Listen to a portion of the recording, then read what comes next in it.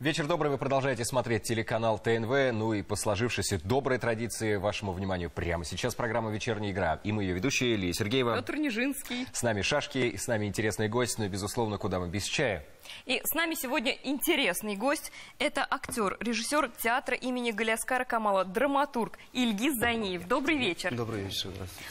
Традиционный вопрос нашей программы. Шашки любите? Шашки? Правила помните? Ну, я думаю, что да, помню. А все тут просто. Все ходят наперекосяк. Ты умеешь объяснять правила игры в шашки? Да, я предлагаю, Ильгиз, сделать первый ход, а там, в общем, разберемся. Давайте. Хорошо. Да. Будем просто играть? Да, можно пока немножечко так разойтись. Угу. А руки-то помнят? Ну вот, по-другому не бывает. Вы знаете, очень интересно, вы обдумываете ход, а потом делаете его очень резко. И результативно, что могу сказать. Ильгиз, вас долгое время называли самым молодым и подающим надежды татарстанским драматургом. А потом резко вы переквалифицировались, и теперь вас называют самым молодым, подающим надежды татарстанским режиссером. Ну, видимо, в драматургии перестал подавать надежды, поэтому сейчас... Надежды-то вы подавать не перестали, вы, наоборот, расширили область подавания надежд. Ну, я изначально хотел быть режиссером. Ну, как-то режиссура — это такая профессия, что после школы к ней не придешь. Поэтому надо было как-то научиться еще ряду. А это, кстати, мечта детства была? Вот когда осознанно пришло понимание, что я хочу быть режиссером? Да, это еще со школы, но, правда, я хотел на режиссуру кино. Ну, так как у нас в Татарстане кино все еще нет. Да. Почти. А тем более в то время еще обучения не было этому. То я пришел именно в театральный, тем более начал писать для театра еще в школе. И так сложилось, что влюбился в театр, и уже, я думаю, навсегда. А, кстати, наверняка, ну вот так немножко о школе давайте все-таки поговорим. Участвовали в каких-нибудь драматических кружках, выступлениях, да, вот там, ко дню учителя. Да, например. это правда, кстати, я дополню вопрос моего коллеги любимого. Правда, что ваш учитель татарского очень вас сподвиг как раз на профессию актера, и именно вот к театральности вас так подтолкнул? Ну, в школе я вырос в деревне, в Аксубайском районе, деревни Караса, и там в школе всегда проводились какие-то мероприятия. Я на Новый год несколько лет подряд был Новым годом, то есть такой Новый год 1994, у меня корона была там, ну такой символ года такой. Потом 95, 96. Я пытаюсь представить, как можно сыграть Новый год. Сыграть Деда Мороза, представить не могу. Ну, рядом с Дедом Морозом ходишь, просто в красивой одежде с короной и все, в принципе. Хорошая роль. Да. И, ну, с первого класса начал петь, пел до 11 класса. Сразу такая творческая, вот активная жизнь со школы, с первого класса началась. Да. А потом уже... Ну, смешная история такая была, что приехал в деревню Роберт Мигнулин, наш поэт, и встреча с ним в библиотеке была вечером. Не в школьной библиотеке, а в Доме культуры. И он там детям... А Роберт Мигнулин, он один из лучших наших детских писателей, и он всем детям там сказал, что пишите, дети, пишите, это типа хорошо. И, ну, я им поверил, начал писать, домой пришел сразу. Сколько лет было? Ну, начальный класс, второй, третий класс. Лет 7-8, да, получается? Ну да, 8-9. А помните, что первым написали? Да, я помню, это была какая-то сказка про курицу какая-то. Не помню, что там происходило. Главное, что про курицу. Да, про курицу. А потом процесс понравился, и вы решили потом продолжить. Потихоньку, да, сначала проза, потом какие-то... стихи пытался писать, но я не поэт, это точно. Это ваше мнение или кто-то уже оценил? И сказал, что нет, не поэт. Нет, ну не поэт, я вам точно скажу. А помогало, кстати, это вот на протяжении учебной жизни, скажем так? Учебной жизни? Да, но обычно как бы такие таланты, они всегда способствуют как-то интегрироваться с хулиганами, общаться, тебя не трогать, там еще что-то в этом духе. За предмет пятерки ставить. Ну, я думаю, мне не приходилось, потому что я хорошо учился, действительно. Да, я на медаль закончил школу. Это история про меня. А хулиганов у нас... Не было? Ну, это же деревня, это там... Все друг друга знают. Всего-то 70 человек, наверное, в школе было. и хулиганов не так много было. Как пел Юрий Гальцев, а хулиганов нет. Да. Но вы ведь еще и на актера отучиться успели при всех своих прочих талантах. Да. Ну, я начал писать в школе для театра, именно пьесы начал писать. А все это началось с того, что мы начали в школе спектакли ставить. Это первая постановка была, ну, я не считаю там сказки, Серте Томаса Урдек, Абдулла Алиш, там играли, ну, самые начальные классы какие-то сказки играли, всех не припомнишь, а вот так самая большая роль, это первый театр, Бринч театр, Галескер Камал автор, и в школе мы решили, учителя решили поставить, я вот там играл героя Вяли, который, если кто помнит по записи, его играл наш великий артист Ирик Бахманов. То есть сразу такая, да, знаковая роль? Да, это одноактовка, но про то, как когда татарский театр появился, и вот начали, как относились к нему. Ну, старики не хотели, чтобы молодежь ходила, а молодежь хотела пойти в театр. И вот вся проблема в этом была. И потом мы ставили еще «Счастливый жених», одноактовку Туфана Минолина. Потом уже самая большая роль это была Эльдермштейн Эльмендер. Я там играл старика Эльмендера, который... Сколько вам лет было, когда вы играли старика Эльмендера? Сколько там по пьесе, я сейчас стыдно, что я забыл, 92, что ли, ему там... Ему-то 92, а да. вам на тот момент? А мне, ну, где-то класс 10, наверное. Ну, лет 17, наверное, да? А то и 16. 17, да. Вот после этого, во время репетиции, я вдруг понял, что почему мы все время чужие какие-то произведения, не про кого-то ставим, про кого не знаем там. Надо про себя написать и поставить.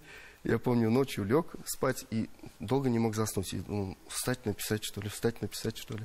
И вот так, если бы в эту ночь я бы не встал, наверное, не начал бы писать вообще. И я так встал, взял почему-то карандаш, хотя карандашом не пользовался, и начал писать пьесу. Про то, как в деревне летом, ну, молодежь, там, конфликт городских и деревенских. Ну, все по драматургии, да, конфликт обязательно должен присутствовать. Долго я возился с этой пьесой, переделал ее несколько раз. Долго это 2 дня? Не 2 дня, но я переделал ее несколько раз после того, как написал. И после этого начал потихоньку писать пьесы. И когда приехал сюда, в Казань, на встречу молодых писателей, съезд такой был в то время, сейчас, по-моему, нет его. И тогда из драматургов я был один из молодых. Меня не знали, куда засунуть.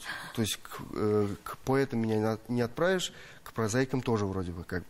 И такой андерграунд какой-то получился. Ну да, я один ходил, и меня представили, дали мне драматурга, и у меня получилось как индивидуальное такое занятие. И тогда... Там я услышал, что лучшие наши драматурги, они были артистами. Все почти. Туфан Минолин учился на артиста. Карим Чинчурин был режиссером, актером. И, ну, всех, если перечислить, так, в основном все. И я решил, что надо идти на актерский. И хотя я школу на медаль закончил, была возможность как-то пойти по... Ну, в другую стезю, да?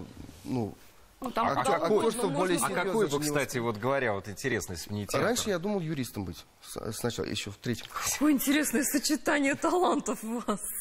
Да. Все сходится, а чего, мало ли. Да. Любопытно. Знаете, у нас тоже есть много талантов. Например, мы очень талантливы и красиво на рекламу подводимся. Да? Реклама, например. Ну давайте посмотрим, да.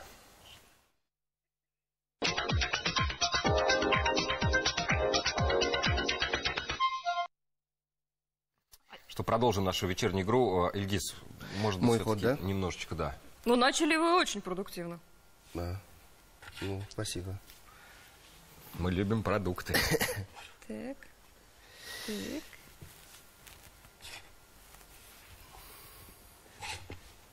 А ты не обязан разве был есть? Вот я тоже об этом. Простите, и меня сейчас съедят. Так для того все и было задумано. Ну да, наверное. Ну, просчитываете, как шаги внимательно. До рекламы вы упомянули, что, несмотря на хорошие школьные аттестаты, вы пошли в актерство, хотя могли пойти и хотели бы пойти в юриспруденцию. Нет, в то время я уже не хотел. А, уже расхотели? Ну, конечно. Это было в 3 классе, когда я хотел. Ну, я так понимаю, вот когда в руках ночью появился карандаш, лист бумаги, и началось процесс творения, все, юристы ушли в сторону. Ну, в принципе, я и точные науки перестал изучать после этого. Ну, как бы, я знал на 5, но так, чтобы с инициативой... То есть уже в 3 классе вы точно знали, какие предметы? Не, чуть позже, где-то после 5, 6, 7, после этого. Ну, это, наверное, счастье в таком юном возрасте уже. Как поступали, кстати? Куда, расскажите, поступали? Я, приехал сюда, в Казань, и тогда для Камалского театра был набор. Где? В университете культуры. Но, как раз на актерское. Актерско-режиссерский, первый экспериментальный курс. Я хотел на режиссерский поступать, но меня Фарид Равкач Бекчентаев переуговорил, сказал, что рано, если что, захочешь, потом поступишь на режиссуру. В 17 лет, говорит, это слишком рано. Ну, я согласен, я сейчас понимаю, что он правильно мне посоветовал. Я поступил на актерский, в принципе, меня, наверное, взяли только потому, что я и писал. Я никогда вот таких смотрин, я как бы не выдерживаю, что ли, как-то вот. Это такие... как? То есть вот проза, там, стихи, песни, танец не показывались? Нет, нет, я вам лучше напишу. Нет, все показывал, просто я с собой еще пьесы свои принес. Продуманно вы подготовились-то, а? У меня тогда 3 пьесы было, или 4. Я их принес, и директор театра тогда, Шамиль Зинурович Закиров и Фарид Равкач, они спрашивали, как сам написал. Я говорю, да, сам. А теперь сыграй свои пьесы. То есть оценили уже хорошо, да, в то еще время? Театр всегда ищет людей, которые пишут. И по сей день мы ищем людей, которые пишут. Театр пытается поддерживать людей, которые пишут. Поступал на общих основаниях. Это все, сдавалось, как бы, танец, песня. Все еще что-то там. Обязательная программа, скажем так. Да, потом собеседование. И дальше начали учиться, параллельно писал. Учились мы при театре целый день, всю ночь. Мы раньше 11 вечера, ночи мы не уходили из театра. А часто это было до 12. Так весело было или так залиты были? С нами педагоги сидели. То есть 3 педагога у нас было: Фарид Равкач Бекчентаев, Радик Бариев, артист театра, и Рамиль Фазлыев, режиссер театра. Вот они все втроем сидели, нас было 21, по-моему, человек. И вот мы до 12 часов Хорошая, большая группа. Да, учились. И так 4 года. Но это же прекрасные годы, правильно, если я так понимаю? Я предлагаю нам посмотреть небольшой сюжет. Небольшой сюрприз даже, мы бы сказали, для вас. Сюрприз. Да, не будем разглашать, давайте посмотрим, а потом вот и обсудим. Ильгиз ассоциируется у меня с птицей говорун, так как Ильгиз все время думает и мыслит позитивно и мудро. С ехидной. Потому что ехидна она такая тоже, как ежик, но не совсем как ежик. Потому что она тоже колючая, но живет в воде. Я не знаю, что-нибудь из тропиков. Какой-нибудь агрессивный зверек из джунглей. Он ассоциируется у меня ромашкой, потому что он простой и человечный человек. С шиповником. Тоже колючее, но плодоносящее. Шиповник — это более такое, что ли, универсальное растение. У него есть и цветы такие тоже, похожие на розы, и в то же время есть ягоды.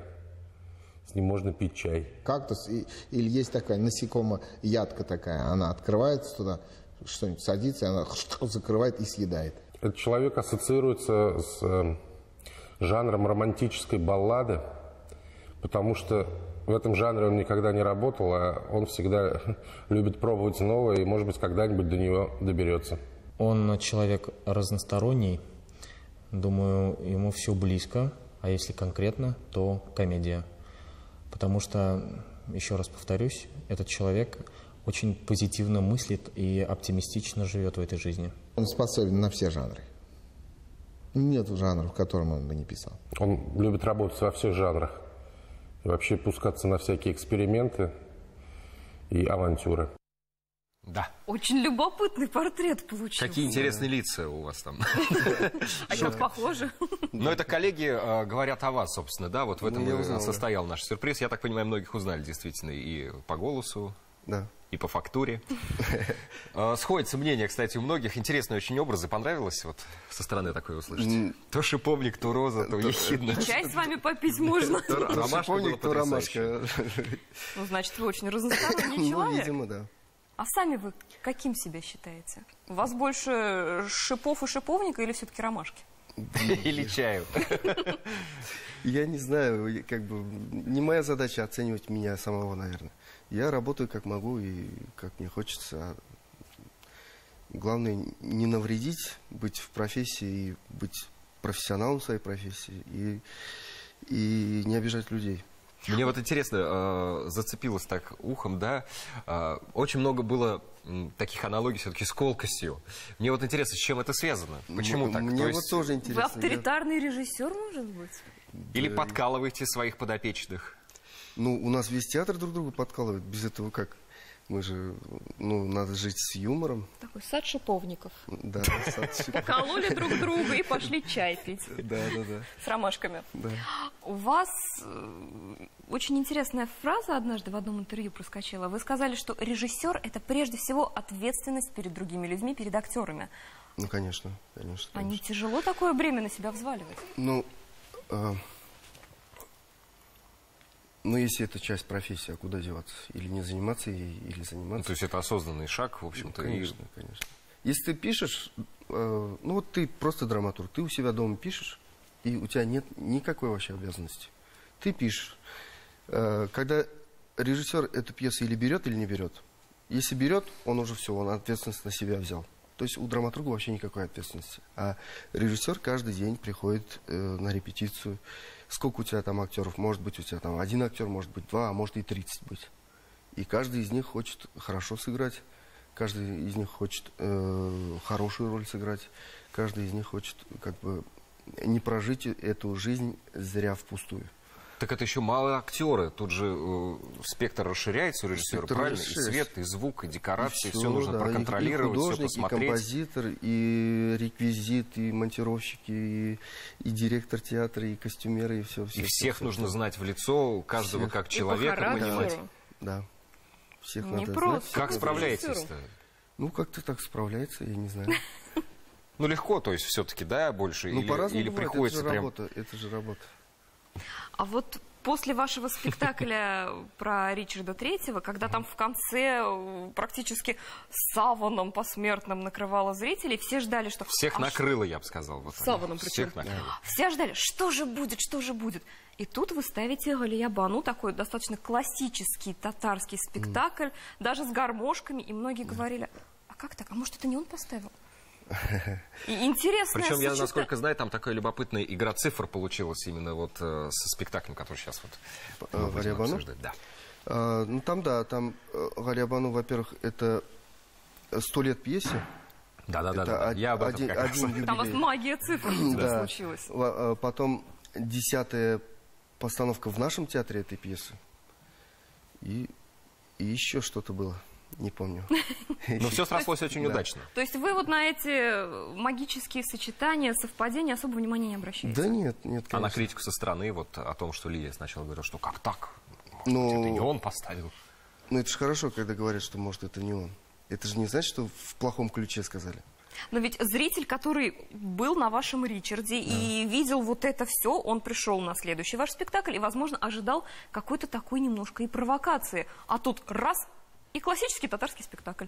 Ну и круто.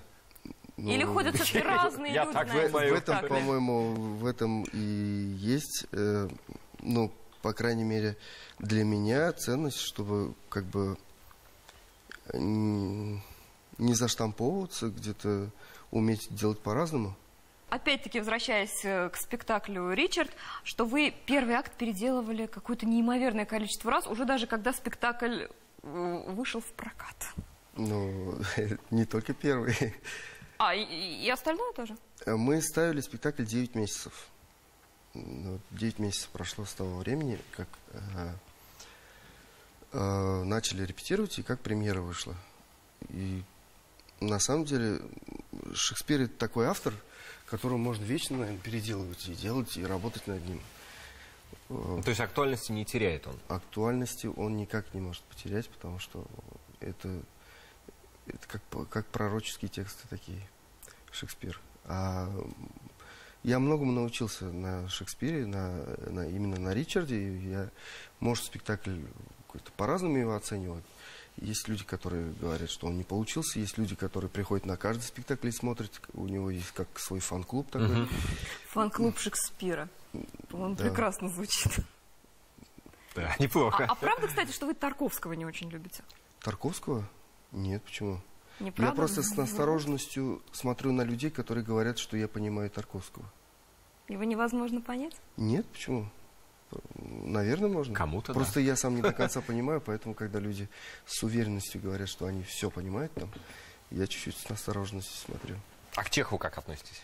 Я очень люблю Чехова. Я писал под Чехова какие-то, в настроении Чехова свои пьесы. Даже была такая не совсем удачная постановка «Цвет лука полевого» Суанщега по моей пьесе.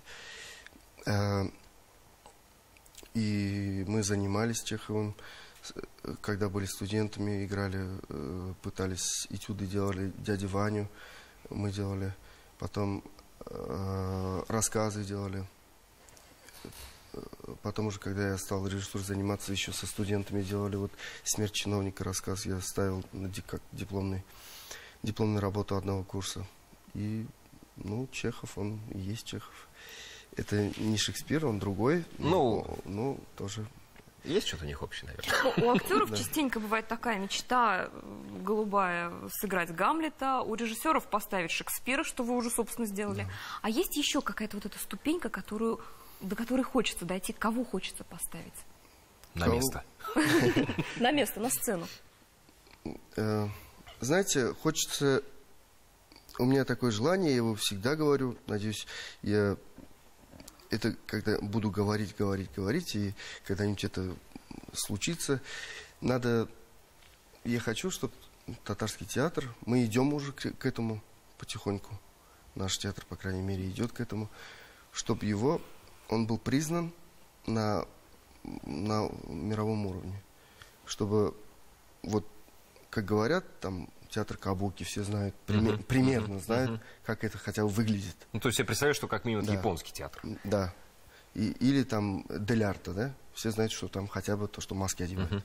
И вот на таком же уровне, чтобы знали, что есть татарский театр. Я хочу, чтобы мы... Такая хорошая амбициозная цель. Мы дали, чтобы наш театр, татарский театр, дал миру что-то. А наш татарский театр для вас это именно театр имени Галиаскара Камала, или все-таки вы как... все-таки режиссер — это профессия кочевая?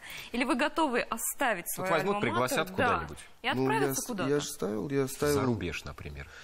За рубеж не знаю. Я ставил в Альметьевске. Вот сейчас... в прошлом году я поставил «Беглецы» на Хайсямбе, татарскую классику. Потом на сегодняшний день вот у нас там начатая работа. 18 ноября должна быть премьера «Земля Эльзы» по пьесе Ярослава Пулиновича, современной русской драматургии. Потом я ставил в Набережно-Челнинском татарском театре «Слугу господ» Гальдони. И ставил в театре кукол в Челнах «Саксак», «Бейт». То есть я выезжаю, я ставлю. Это выезжаете и возвращаетесь, уехать. Да, то есть вы патриот своего театра, скажем так, до последнего.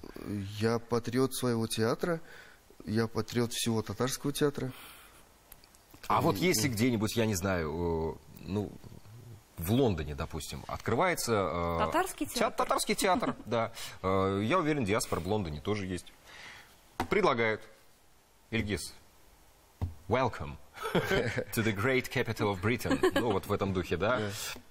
Как поступите? Я приду к Фариду Рафкатовичу и спрошу. Поехали вместе, да? Что делать?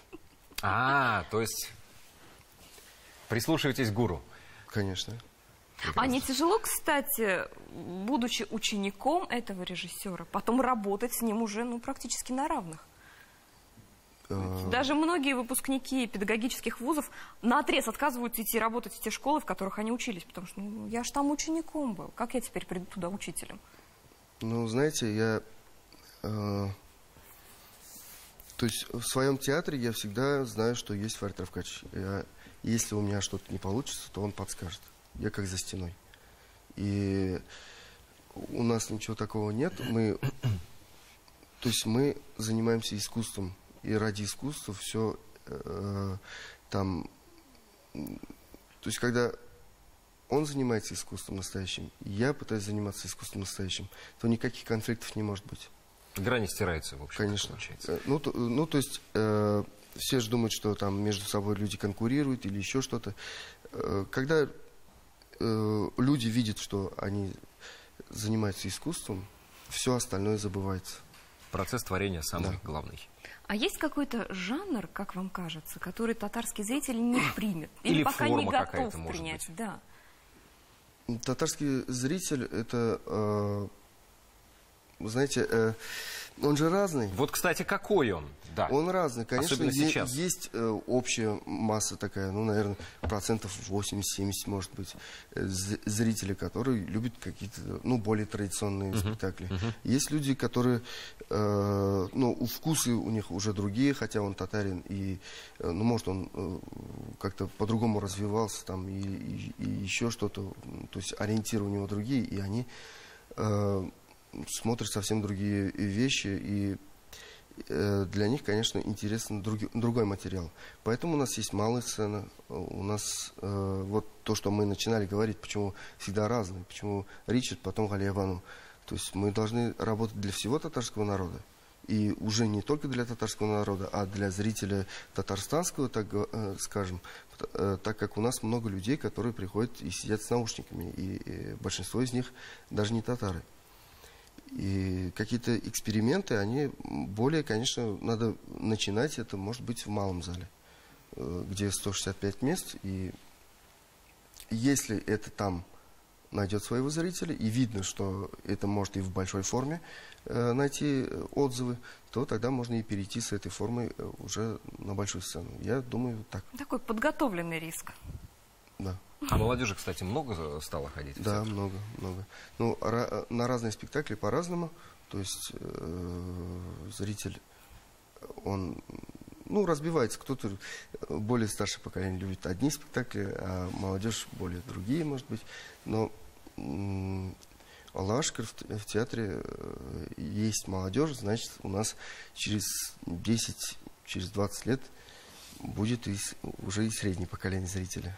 Вот спектакль, в котором вы, кстати, успели поучаствовать, хоть и в юности, хоть и в школе, я про Эльдермештан Эльмендер. Он, наверное, по праву считается, эталонным спектаклем, наверное, самым популярным, визитной карточкой, которую знают, практически все. А есть вот какой-то современный спектакль, который к нему хотя бы чуть-чуть приблизился? Я об этом часто думаю, но почему-то у меня такое ощущение, что на сегодняшний день очень сложно создать какие-то символы вот такие. А почему? Время очень быстро бежит, информационный поток очень быстро меняется. Быстро символы эти устаревают? Символы устаревают, люди уже не могут задержать внимание на одном очень долго, на одном предмете и на одном... Даже посмотрите, вот фильмы, которые вышли там, например, 10 лет назад, что из них вы помните? Что из этих фильмов? Может быть, «Аватар» какой-то. Я «Остров» помню, Павла Лунгина хорошо. Да, это такие более... Без спецэффектовый фильм. Да. Но он не стал символом русского кинематографа. Это не стало «Иронией судьбы» и «С легким паром», например. Или еще там «Шуриком» он не стал. Еще не стал... Они сражались за родину. Но ведь это же печально.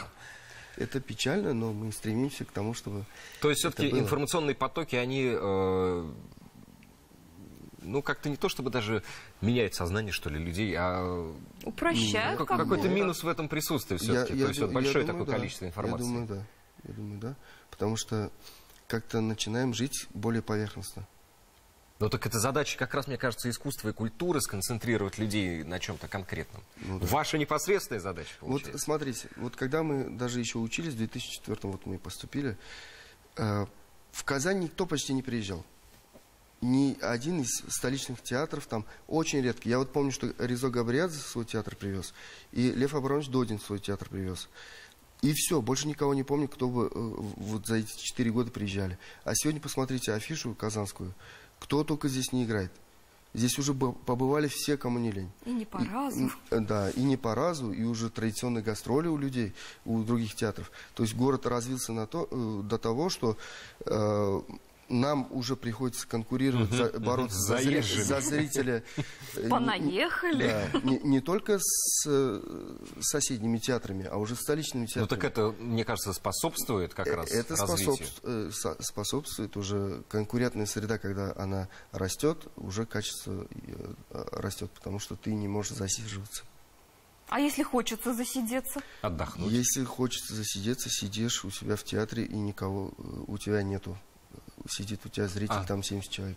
Сидишь один в пустом зале, да. хлопаешь. Сам ставишь, сам пишешь, сам играешь, сам хлопаешь. Еще вот так говоришь. Да. Реклама.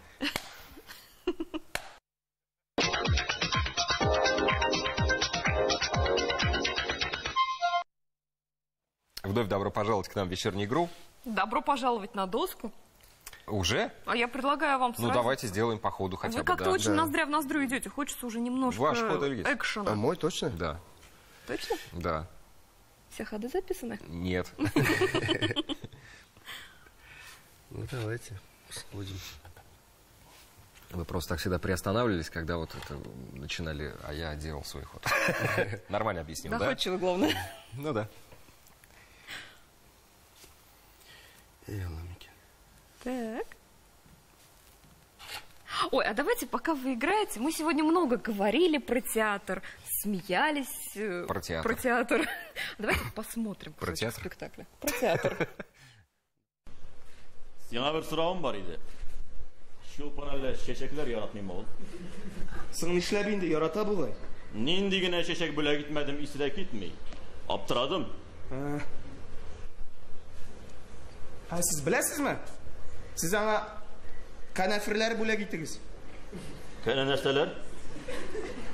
Kanafirlar, gvozdikalar. Ey, ular gvozdikalar. Iya? Originalni. Iya? Но странно. Странно?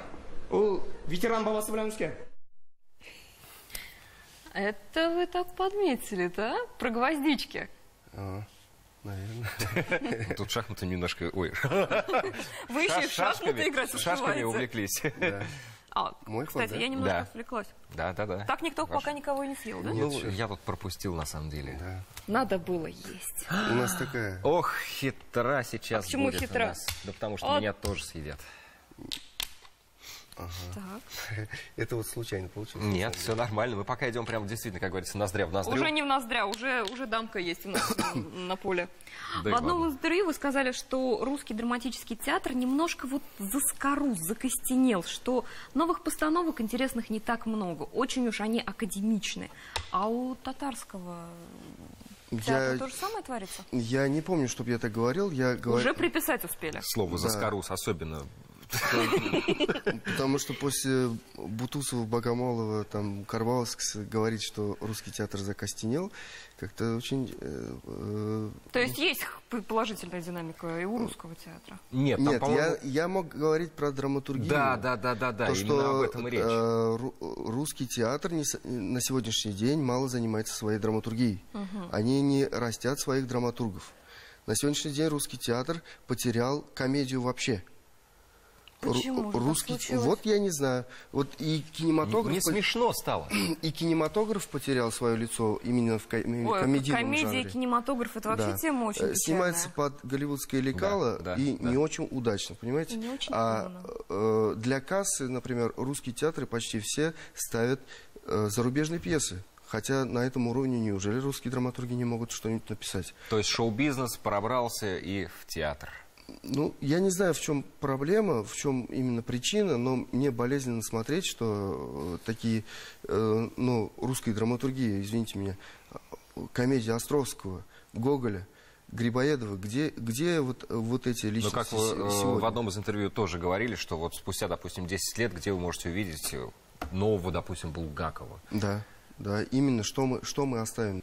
Вот. Я думаю, Чеховым занимались. Чеховы, можно сказать, на старости лет женили на Книпер Чеховой, чтобы только притянуть его к театру, и чтобы он занимался театром, писал для театра. К нему поехали туда в первый раз со всеми декорациями, поехали к нему в Ялту же, да? В Ялту, чтобы только он увидел свои спектакли и вдохновился, и еще написал что. То есть это заставляет даже, да, приходится талант? Да. И там же обнаружили рядом с Чеховым Горького. Нашелся Горький. Горький пришел к Чехову, а тут МХАТ приехал. И они... И все такое. И Немирович Данченко сказал актрисам, давайте чтобы внимательно обращайтесь с молодым человеком. Это в будущем великий писатель, который будет писать для театра. И они влюбили его в театр, и Горький начал писать для театра. Они этим занимались, а сегодня я не вижу, что кто-то занимался. То есть не взращивается, да, получается, следующее поколение, чтобы спустя, там, не знаю, 20-30 лет... Мы не сможем оставить, театр не может оставить свои постановки. К сожалению, запись спектакля – это не сам спектакль. И придуманный режиссером ход один раз, он уже не может быть использован в следующий раз. Получается, мы можем оставить только драматургию. Хорошую драматургию, которую уже будут интерпретировать по-новому, уже следующее поколение. И Татарский театр этим занимается. Меня взрастил Камалский театр, я вам это, честно говорю, признаюсь в этом. А в русских театрах я не вижу этого. Может, я не вижу. Но, по крайней мере, в столичных театрах я не вижу этого. А вы бы хотели, чтобы ваша дочь стала актрисой?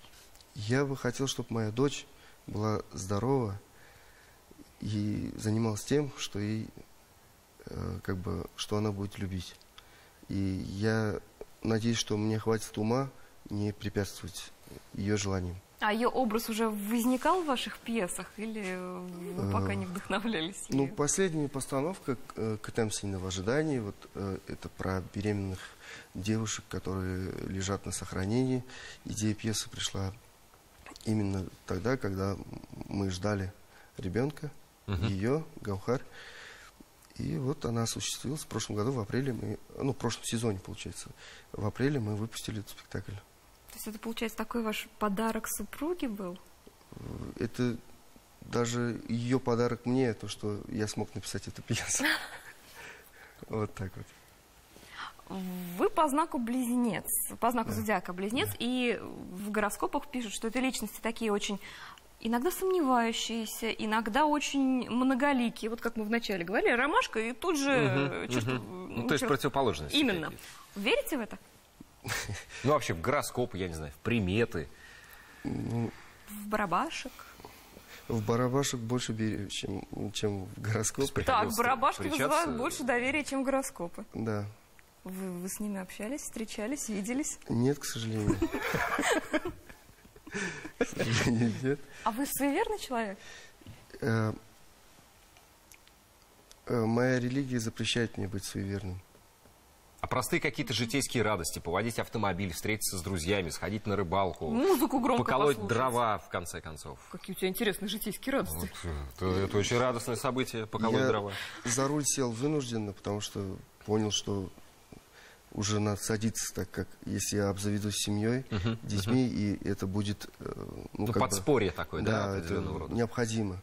Я с удовольствием не езжу, когда могу не ездить. А не нравится или что? Просто не ваше? Не входит в круг моих интересов. А музыку слушать, я редко слушаю музыку, только когда мне она нужна. Я больше могу петь, сам ходить, напевать что-то, чем больше слушать. А вот и еще один талант. Композиторством заняться? Пением? Нет. Профессионально? Нет, я очень дружу с Эльмиром Низамовым, композитором. Часто его имя звучит в нашей программе. Да, это прекрасно. Да, он друг семьи, мы с ним на сегодняшний день делаем уже 3-й спектакль. И я очень рад, что есть такие люди. И когда он есть, зачем еще мне лезть в композиторство? Тем более не знаю ни одной ноты. А это правда, что вы сами себя считаете не очень эмоциональным человеком?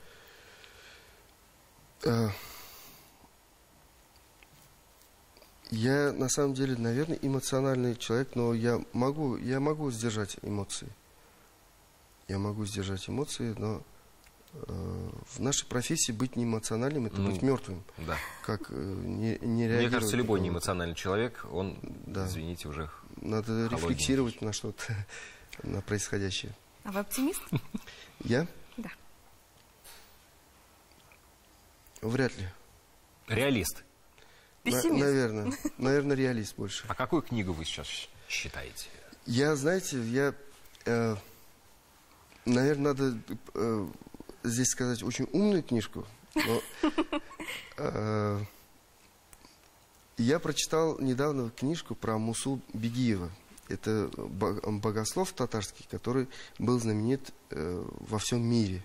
И, будучи татарином, который родился в Ростове-на-Дону, он писал трактаты для всего исламского мира. Про него говорили, что вот ислам уже настолько развился в тех регионах, куда он как бы пришел, что те богословы, ученые уже начали учить арабов, их же как бы религии. Да?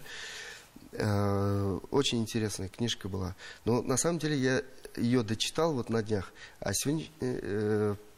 сейчас я читаю Сомерсета Моэма книжку «Театр». Я не скажу, что это, может быть, это не великая книжка, просто она меня достала, на самом деле. Каким образом? Укоризненно смотрела с книжной полки. Почитай меня. Я как не зайду в книжный магазин, все время торчит вот эта книжка. Она в разных изданиях, в дешевых, дорогих. Она у меня есть в английском варианте, хотя я не знаю языка. И мне подарили ее. Я ее не покупал, потому что как это... Но она прям вас нашла. И как? Подарили, вот она валяется, ее надо прочитать. Я ее читаю. Сейчас в процессе пока. Да, надо читать. Потому что, она не отстанет. Интересная история, да, я первый раз такое слышу. Театр — это ваша судьба, вот прям вот... Просто когда заходишь, ищешь что-нибудь про театр. Обязательно ничего толкового нет, но вот эта книжка, она лежит про театр. Хотя она больше не про театр, а про какую-то закулисную жизнь, только больше на женский роман смахивает.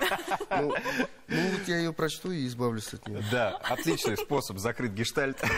Ильгиз, большое спасибо, что пришли на нашу программу. Я считаю, что у нас боевая ничья. В принципе, судя по количеству фигур, 4-4, что тут дамка? Всего тут дамка. Прекрасно, что есть дамы на доске еще у нас. Наша программа на этом завершается. Дорогие друзья, смотрите нас обязательно на телеканале ТНВ. Любите искусство, театр, безусловно же. И уважайте, любите друг друга. Вот.